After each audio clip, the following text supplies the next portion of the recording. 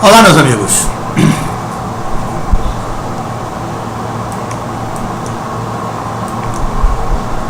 Olá, meus amigos. Eu estou aqui novamente para apresentar uma aula do nosso curso, uma visão sistêmica da contabilidade. E mais uma vez eu gostaria de enfatizar o grande objetivo desse curso. O grande objetivo desse curso é tentar, de uma maneira didática, especial, mostrar para vocês como funciona o sistema contábil. E com essa visão que vocês tiverem do sistema contábil, a velocidade do aprendizado vai aumentar muito em relação ao que acontece atualmente no ensino da contabilidade. Então, na aula passada, nós vimos tipos de operações que as empresas registram. Definimos todas elas com funcionalidade para facilitar o entendimento. E vimos também a classificação de receita e de despesa. E aprendemos que o objetivo principal na classificação de receita e de despesa é buscar o objetivo de apurar um resultado de um determinado período. Ou seja, a classificação vai ser de receitas que ocorrem num determinado período, e também as despesas vão ser procuradas aquelas despesas que acontecem num determinado período, para ao final de um determinado exercício ou período eu comparar receita com despesas do mesmo período e aí obter um resultado. Eu acho que isso ficou bem claro na nossa aula anterior. Agora que nós já sabemos disso, nós vamos partir para a apuração de resultados. Nós fomos preparados antes para entender como se apura o resultado. Agora nós vamos nos preparar aprendendo como os contadores ou como os resultados são apurados. E uma das coisas importantes que a gente deve entender e compreender bem é que o balanço de uma empresa ou a sua posição financeira é, na realidade, a equação fundamental do balanço, conforme nós podemos ver aqui, A equação fundamental do balanço, que nós vimos, conceito de patrimônio líquido financeiro, é bens mais direitos menos obrigação patrimônio líquido financeiro. E nós fizemos uma simplificação disso aqui. O ativo é igual a obrigações mais patrimônio líquido financeiro. Por quê? Porque os bens mais direitos vão dar o total do ativo. E as obrigações mais o patrimônio líquido vão dar o total do passivo. Então, ativo é igual a obrigações mais patrimônio líquido financeiro. Vamos então observar aqui, usar aquela nossa equação e o nosso antigo exemplo, para a gente entender o que é que está acontecendo com a posição financeira de uma empresa. Ok, o capital da empresa, nosso exemplo, é um capital que foi colocado em dinheiro ali, 200 mil. Olha só, a posição financeira significa isso. Toda e qualquer operação que se registre, você terá a posição financeira da empresa no momento do registro da operação. Nesse caso aqui, eu registrei o início da empresa, com um caixa de 200 mil e com patrimônio líquido financeiro de 200 mil e o capital da empresa de 200 mil. Essa é a posição financeira da empresa nesse exato instante. Quando eu empresto dinheiro, nós vimos aqui que prestamos 30 mil aqui, o caixa vai ser reduzido, conforme nós sabemos, e ao registrar essa operação, nós vamos ver que existe a posição financeira da empresa naquele exato momento. Qual é a posição financeira da empresa? É o caixa com 170 mil e um valor a receber de 30. E evidentemente o patrimônio financeiro de 200 mil e o capital de 200 mil. Vamos ver a compra do estoque. Como é que acontece a compra do estoque? Eu tiro o dinheiro do caixa e o caixa vai para 100 mil, que é 70 mil estoque. Quando eu tiro isso, eu vou registrar o estoque. está a operação completamente registrada. O débito, eu estou fazendo no estoque, o crédito, eu fui no caixa. Registrei a operação, eu tenho uma nova posição financeira da empresa. Foi o que aconteceu? Houve mudança na posição financeira da empresa, contudo o patrimônio líquido financeiro continua igual. Posição financeira agora eu tenho caixa, valores a receber e estoque nesses valores. E do outro lado continua a mesma coisa. A mesma coisa vai acontecer aqui quando eu registrar a operação da compra do imóvel. Ao registrar, eu faço um débito e faço um crédito no caixa. Quando eu faço isso, novamente, eu tenho a posição financeira da empresa após o registro do imóvel. Então a posição financeira é isso. Quando eu tomar o dinheiro emprestado, aqui 100 mil, eu também vou ter a posição financeira exatamente após o registro dessa operação, que modificou a posição financeira, mas não o patrimônio líquido financeiro. Então a posição financeira mostra a posição financeira, mostra o que acontece quando a empresa registra qualquer operação.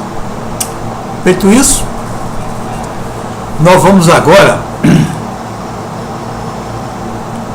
entender o seguinte: vamos resolver um exercício para ver se a posição financeira da empresa atende às necessidades, à necessidade de informações dos dirigentes empresariais. Então, para isso, nós vamos resolver esse exemplo aqui. Veja só, venda à vista de todo o estoque por 100 mil. Quando eu vendo à vista o estoque de 100 mil e o dinheiro vai para o caixa, olha o que vai acontecer: 220 mil. A posição financeira já foi mudada e o patrimônio líquido financeiro foi mandado. 100 mil. Então, para que esta operação seja completa, é preciso que eu entregue o estoque vendido. Quando eu faço isso, meu patrimônio líquido financeiro vai ser reduzido para 230. Até aqui, nessa operação, eu vendi alguma coisa por 100 mil e comprei por 70. Então eu tenho um lucro de 30 mil. E se eu tinha um patrimônio líquido inicial ou um capital de 200, agora meu patrimônio líquido financeiro é 230 mil. No exercício seguinte, no item seguinte, eu tenho um salário que será pago no exercício seguinte. Embora ele seja pago no exercício seguinte, o salário é uma operação econômico-financeira e é uma despesa. Então olha só como é que vai acontecer aqui. Ao pagar, ao registrar que eu vou pagar salário, é uma operação econômico-financeira e vamos ver o que é que vai acontecer. Quando eu fizer isso, há uma redução do meu patrimônio líquido financeiro, indicando que isso aí foi uma despesa de salário. Mas preste bem atenção que nessa posição financeira eu não tenho condição de explicar isso. Eu não tenho condição de registrar, porque o efeito econômico já foi incorporado ao patrimônio líquido financeiro, tanto que ele foi reduzido de 230 para 226. A mesma coisa vai acontecer se houver uma receita aqui. Se houver uma receita de 3 mil, então eu vou para 33 mil, olha só, vai haver um aumento no meu patrimônio líquido financeiro aqui, para 229. Então, aqui eu registrei o lado financeiro, mas o lado econômico, que é o 3 mil, que é essa receita que eu tive, eu não tenho como registrar nessa posição financeira. Por quê? Porque ele foi incorporado imediatamente ao patrimônio líquido financeiro. E no final do mês, eu pago uma despesa de 1.500, mesma coisa. Vou registrar o lado financeiro, vai ficar por 218 e 500 no caixa, e evidentemente meu patrimônio líquido financeiro vai ser reduzido. Então eu cheguei ao final do período, eu olho para essa posição financeira, eu tenho um lucro de 27.500, mas esse lucro de 27.500 que eu tenho aí, eu não sei como ele foi obtido, eu não sei quanto ele teve de receita e qual foi o tipo de receita, quer dizer, não está aqui exposto nessa posição financeira os tipos de receita que eu tive para obter esse lucro, como também não estão expostos as despesas que eu tive, o tipo de despesas que eu tive para obter esse lucro. Então veja só, do ponto de vista do administrador financeiro, pouca serventia tem a posição financeira, porque ela não permite que ele analise como os resultados foram obtidos, e isso é de uma importância fundamental para o administrador empresarial. Feito isso, já que essa posição financeira não é adequada, a maneira que se encontrou foi transformá-la num balancete. E como transformá-la num balancete? Veja só, a transformação dela no balancete aconteceu, vamos voltar aqui ao início, para poder perceber como é que aconteceu a transformação desta posição financeira num balancete. Eu gostaria que vocês focassem bem atenção nisso, que isso é importante e fundamental para entender. Olha só, quando eu tiver uma receita, no caso aqui, eu tive uma receita, lembra dos 3 mil? Eu vou botar aqui o valor a receber 3 mil, que era a minha receita. Quando eu obtiver, não, vou começar de cima. Quando eu vender a mercadoria, meu caixa passa para 300 mil. Desculpe que eu vendi a mercadoria que eu não tenho ainda comprado, não é isso? Então vamos na receita aqui. Quando eu tiver a receita de 3 mil, olha só o que vai acontecer. Meu patrimônio líquido financeiro aumenta imediatamente.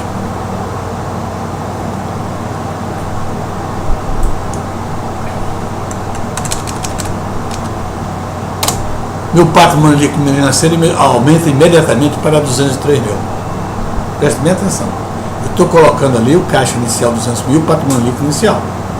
Então, os valores a receber, conforme o exercício, eu incorporei ao final do mês um rendimento de um título. E o rendimento de um título é uma receita. E com isso aumenta meu patrimônio líquido. Está entendido? Então, diz ali também que o salário do exercício é 4 mil, mas que ele só será pago no exercício seguinte. Ora, tanto faz pagar como não pagar, nós já vimos isso, é uma despesa do período. E eu vou anotar aqui que eu tenho a pagar 4 mil. Quando eu faço 4 mil, anoto 4 mil, vai haver uma redução no patrimônio líquido financeiro. Isso, a redução, é uma despesa, que eu não posso registrá-la também, por quê? Porque ela está incorporada já imediatamente ao patrimônio líquido financeiro, por isso que ativo e passivo são iguais. Deu para entender isso? Eu acho que sim. Então o que se fez? Se fez, foi o que nós vamos ver aqui à frente agora. Foi, ao invés de trabalhar com patrimônio líquido financeiro, nós pegamos o patrimônio líquido financeiro e transformamos no patrimônio líquido contábil. O que significa isso? Que ele vai ficar fixo e ele só vai movimentar ao final do período, quando for incorporado o resultado do exercício. E o resultado do exercício será determinado em função da competência do exercício. Ok? Então, veja só. Fixa-se o patrimônio líquido contábil no início do exercício e vamos registrar receitas e despesas do período, e quando chegar ao final do exercício, nós vamos comparar receita com despesas. Se for prejuízo, nós vamos somar ao patrimônio líquido inicial. E se for prejuízo, nós vamos diminuir do patrimônio líquido inicial. Bom, vamos passar para cá para a gente perceber isso com mais detalhe. Vamos olhar aqui o 200 mil inicial da empresa.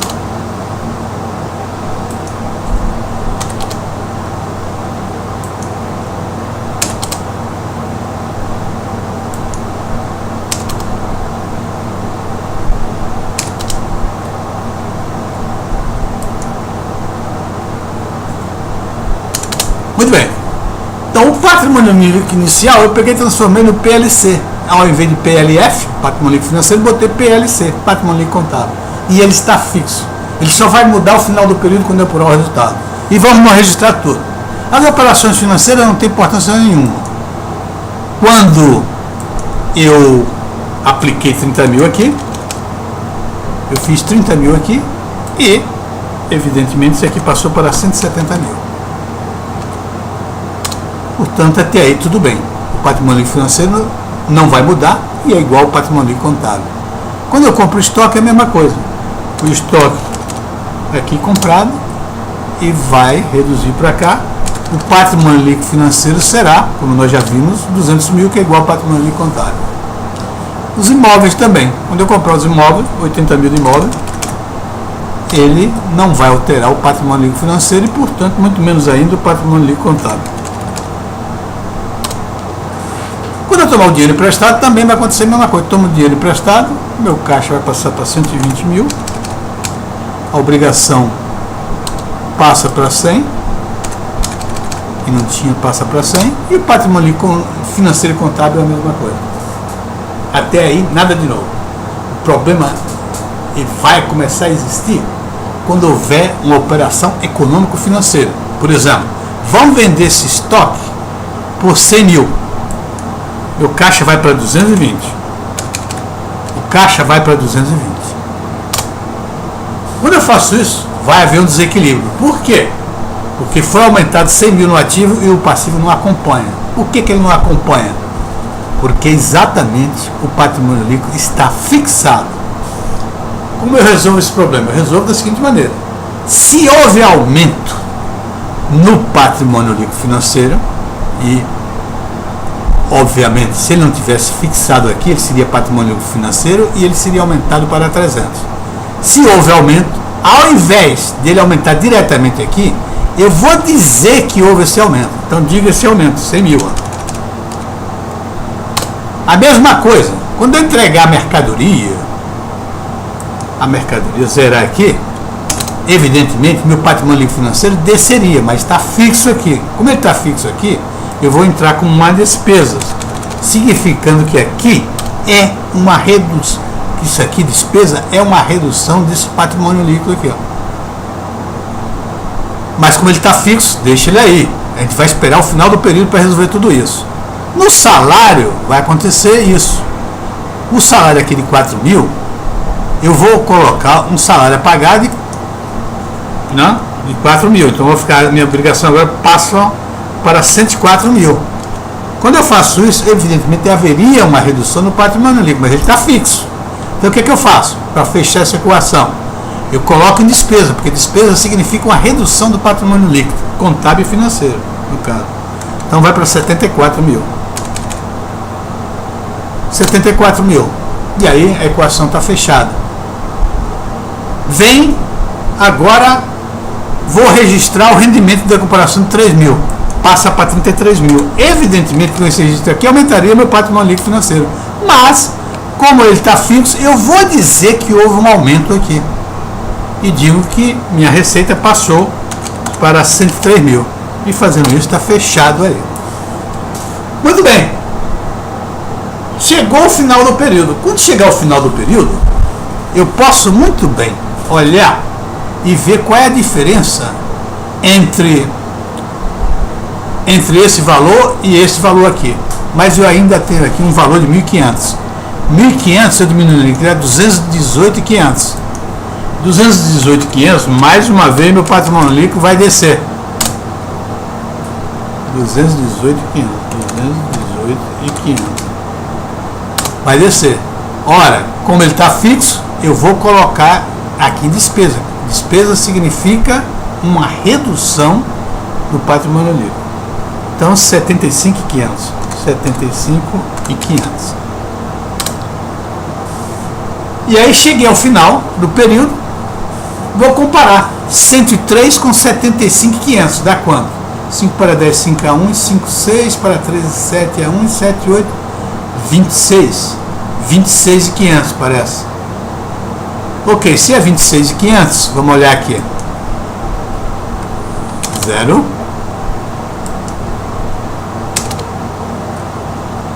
27.500.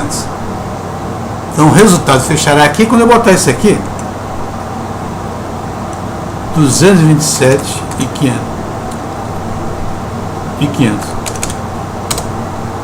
Ou seja, a receita mais despesa no período foram 27.500.